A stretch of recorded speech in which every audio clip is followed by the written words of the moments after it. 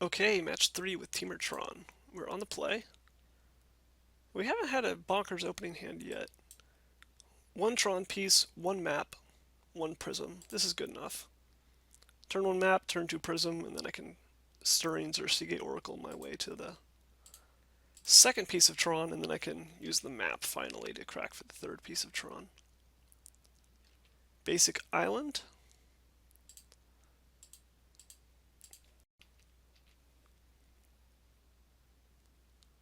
Dimir Aqueduct. Okay, so blue-black control most likely. See what they discard to hand size here. Disfigure, okay. So we could Ancient Stirrings, and if we find a mine or a tower off of that, that's really good. But I think I'd rather just use my mana better, because if we don't find one of those exact things, then we're feeling a lot worse. And if there is one, then we're likely to find it in either the top 2 with Seagate Oracle or our draw step anyway. And we do, there's a mine. We can pass.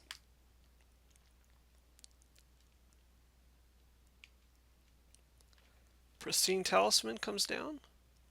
So our opponent's going to start gaining life and getting out of range of this Rolling Thunder. Alright, there's a Crusher. So I would like to be able to Ancient Stirrings. What do I want here? Another Tron piece, a Fengraph. Fengraph seems pretty good against what our opponent is doing. Trying to kill all our creatures. Play a mine, and then we can pass, crack the map, and have Tron next turn. Our opponent has their own Seagate Oracle, so it's not the full creatureless version of blue-black control, apparently.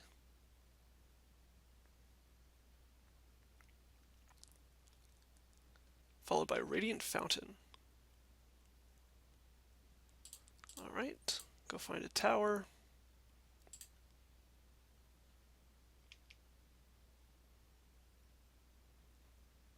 Alright. I'm just going to try to resolve a Crusher as early as possible. Don't need to worry about any counter magic here except for mana leak. Miscalculation doesn't do it. Force Spike doesn't do it. They don't have double blue for anything else. Think twice, okay. So we have protection from Edict effects since we played our Seagate Oracle first. So we just need to dodge a targeted kill spell such as a Doomblade, Victim of Night, or whatever that one is that says if it's tied for the least power or has the least power.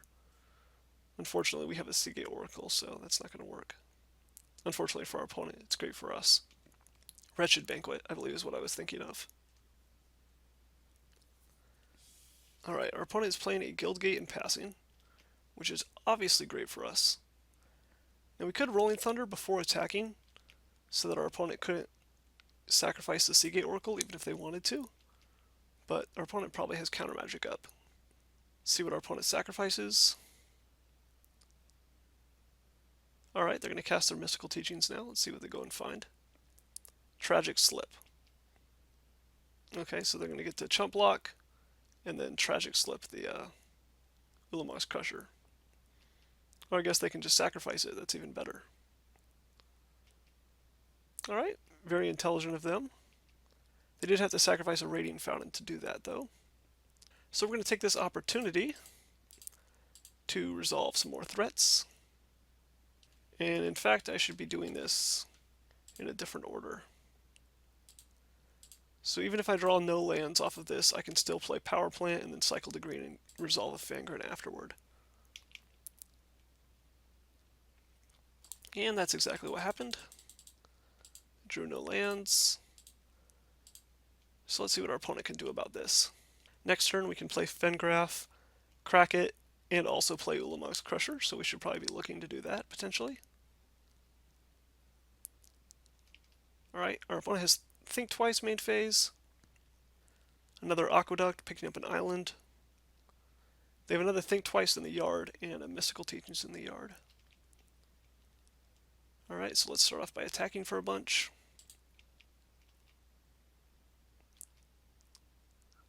So we could Rolling Thunder for 10 here, I don't really see the point in doing that. I would rather crack this. Yes. I would rather crack this Haunted Vengraph and force our opponent to use a counterspell this turn on this Crusher. That way they can't think twice. Alright, our opponent is playing main deck Crypt Incursion. So they're going to be able to counter our Ulamog's Crusher in that way, and also gain 3 life. I guess at least we don't have to spend our 8 mana to cast it before they counter it. But main deck Crypt Incursion is kind of a beating. Alright. Another Fengraph or a Mine? Mine is good for Rolling Thunder. Fengraph is good for creatures in yard, but we don't have any creatures in yard yet. Yeah, I'll play the Mine. I think it's fine. We're going to start cycling these around, see if we can resolve something else good, and lo and behold, we draw Muldrifter. Cast that, see what we draw. Ooh, not bad. Just going to cycle this too, just because I can. Do all our opponents tapped out. Pass the turn. They're playing Crypt Incursion main deck. Let's see if they're playing a way to deal with multiple creatures at once main deck.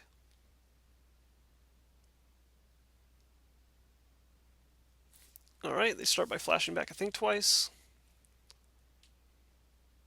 Play that land they picked up last turn. Chainers, okay. We'll get rid of the thing with the lowest power. Alright, double Chainers. So they're going to be taking 7 here, falling to 13, and then I think they're dead to Rolling Thunder. I'll have to count. So it looks like they're just barely not dead. I have 5 2s, a 3, and a 1. That's 14 mana. Cycle to red, cycle to red. So it'll be 12 red, red. So I can do it for x equals to 12 and take our opponent to 1. That might be worth it. If I can draw a tower off of this star, it'd be even better though, because then I could just do lethal this turn. So let's see if we can get really lucky. Sweet. Well, even if we only took our opponent to 1, they'd have to deal with both of these things or gain some life. And the best they could do on board that we know about is flashback a Chainers and only deal with 1 creature. But we got super, super lucky, so I guess we'll take it. And that'll be game 1. Boop. For sideboarding against blue-black control, I know I want to have relics and I want to get rid of firebolts. The next question is Earth Rift good enough? I was playing around a little bit with this in playtesting and bringing these in against blue-black control. It kind of functions like our version of a duress. So if we have 12 or 13 or 15 mana, we can fire off an Earth Rift at their untapped land, maybe even one of their aqueducts that tap for 2. And then if our opponent lets it resolve, and maybe even they tap their mana in response, then we can go to our second main phase. So they have to drain the mana from whatever land we just blew up. And then maybe they don't have counter magic up anymore. Basically, it's sort of like a must counter threat. So far, I'm not sure it's correct to bring them in, but I really like it. So I'm going to put these 2 in, and I'm going to assume our opponent's going to bring in Gurmag Anglers, because that's what blue-black control loves to do, is switch up their game plan so you have the wrong type of removal against them. I particularly like the version of blue-black control that plays no creatures and then brings in Anglers. I suppose I can get rid of 1 Chainer's Edict and 2 Seagate Oracle. And we'll try this. Alright, we're on the draw. We have no Tron lands and a fairly slow start. I don't really like this at all. Alright, no lands, going down to 5. Alright, at least we have a relic, and we have 2 Tron lands, so maybe this does something. Push a Chainers to the bottom, because I'm not sure that I'll actually need it. And an Earth Rift, okay. This hand might actually get there despite the mull to 5. I'm going to pick up a Dismal Backwater.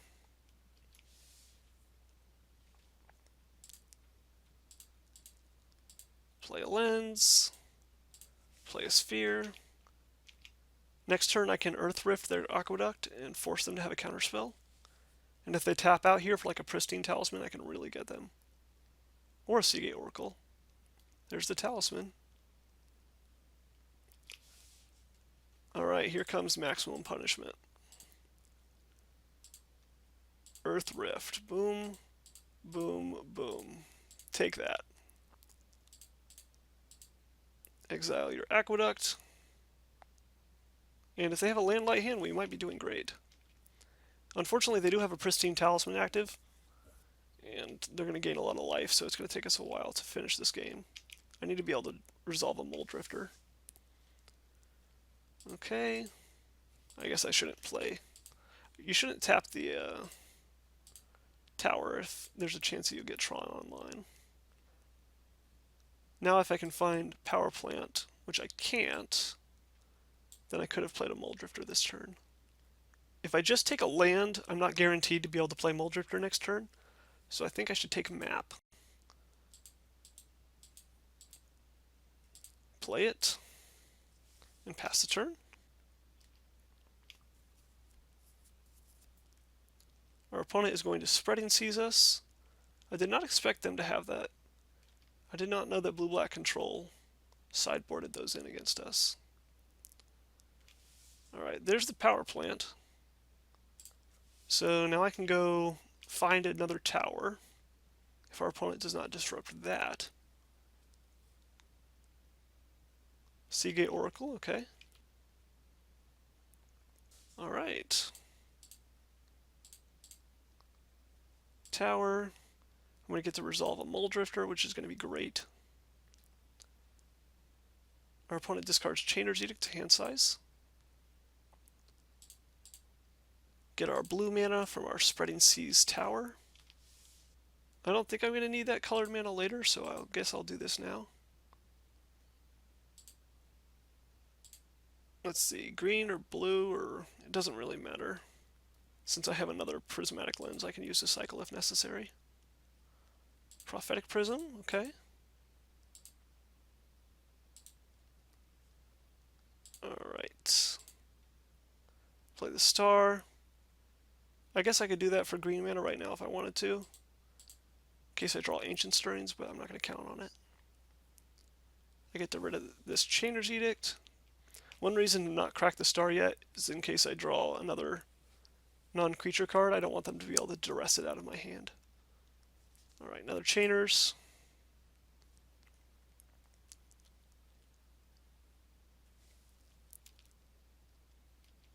So this is the point where Earth Rift is going to act like a duress. Because what is our opponent going to do? Just let us take their only blue-black source? That means they can't cast counterspell on the next turn unless they have an untapped blue source. So here's this, red. I suppose I could do this star first, but it doesn't really matter. It's not going to change my plans, I don't believe.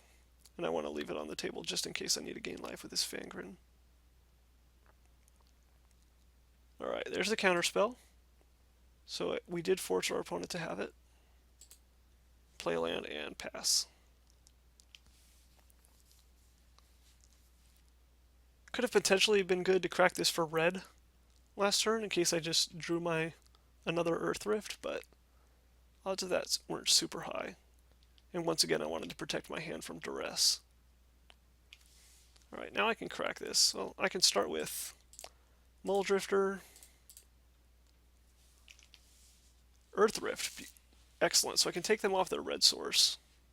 So let's crack this for red. Earth Rift them. And I can also resolve a Fangren Marauder this turn. So I think I'm making this matchup look a little bit easier than it actually is. I think this is a tough matchup for Tron, but I've been drawing extremely well. Drawing both my Earth Rifts this game when our opponent is a little bit slow on their lands. Last game, being able to Rolling Thunder at just the right time.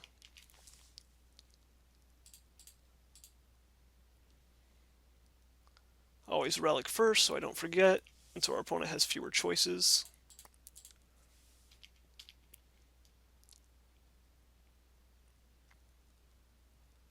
opponent trades those off.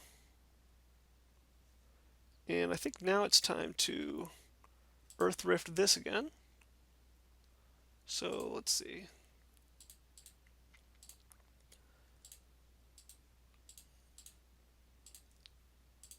Earth Rift targeting your Dismal Backwater. That one resolves. Chromatic Star. Crack this for green so I can cast Ancient Stirrings.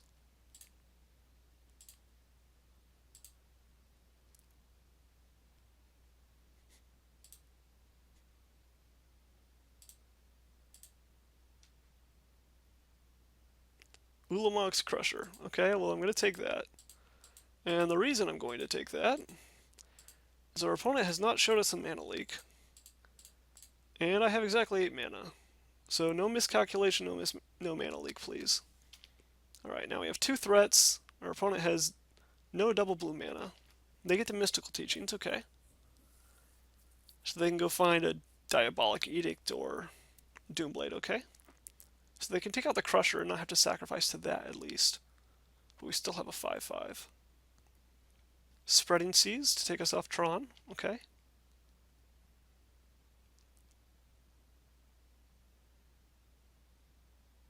There's the Doomblade. Relic them now. Next I'm going to Haunted Fengraf. I'm going to do this pre-combat in case our opponent... Well, do this pre-combat in case our opponent wants to block and then Tragic Slip our Fangren. I do not want to get back a Fangren.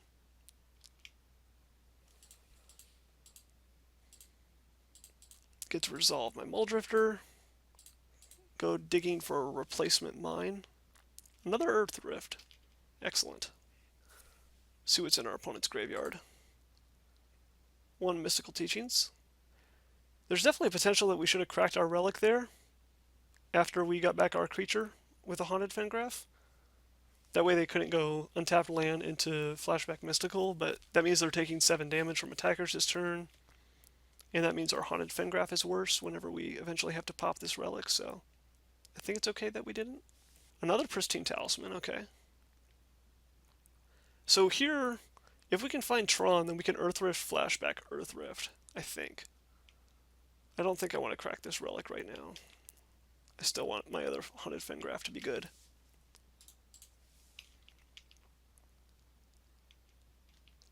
Alright, our opponent will chump block.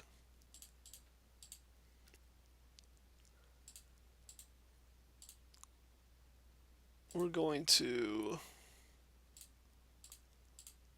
cast this Muldrifter, Chainers, and Rolling Thunder. Alright, Rolling Thunder doesn't do anything until we find Tron. So should we Earth Rift for a blue mana now? Or maybe for a black mana even? Since our opponent needs to be able to kill our stuff. I think that's a good idea. So we can go Prismatic Lens. Just get as much mana as possible since we are going to want to be able to flash back this Earth Rift next turn. Blow up a black mana to limit the number of kill spells that they can have. And also just limiting their mana in any way is very good whenever they have Mystical Teachings in the yard. We don't want them to be able to flash it back and then do something in the same turn. Alright, and we win the match. So I think the matchup, as I said before, against blue-black control is actually a lot more difficult than that. But we just drew extremely well.